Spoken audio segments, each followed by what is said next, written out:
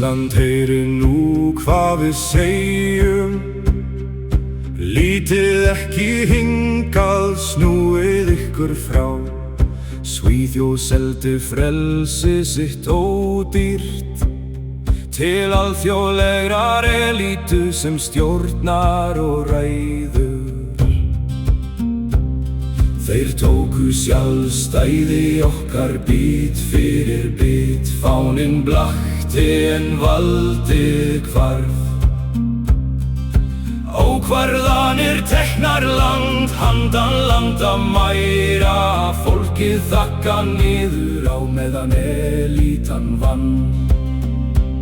Svo Ísland standið á eigin jörðu, látið ekki sama örlög verða ykkar.